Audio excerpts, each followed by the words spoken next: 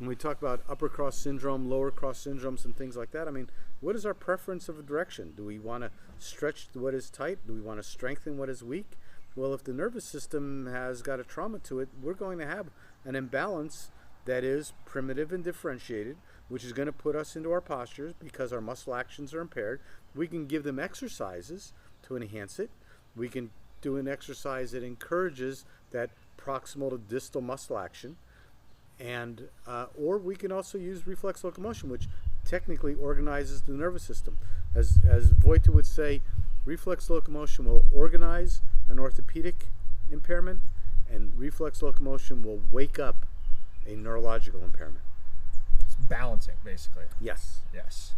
Restoring balance to the musculature by restoring balance to the nervous system, and taking out that preferential primitive muscle action, reestablishing that differentiated muscle action, which has, I don't want to say a reciprocal inhibition, because reciprocal inhibition, I believe, is something that we only truly see in an open chain environment. What we see is antagonistic synergism.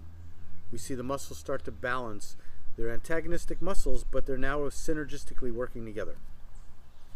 That's actually pretty deep and astute there, because I think a lot of people lean on cross syndromes as diagnostics, right? Like, oh, you have upper cross, we're going to do ART to your pec, and we're going to give you some low trap exercise, right? That's kind of the general upper cross approach. So what you're saying is, in this case, the intent is to give the nervous system the input required to balance, not necessarily structural length or structural capacity, but more of a, as you call it, a antagonist. What was the term you used? Antagonistic synergism. Yeah.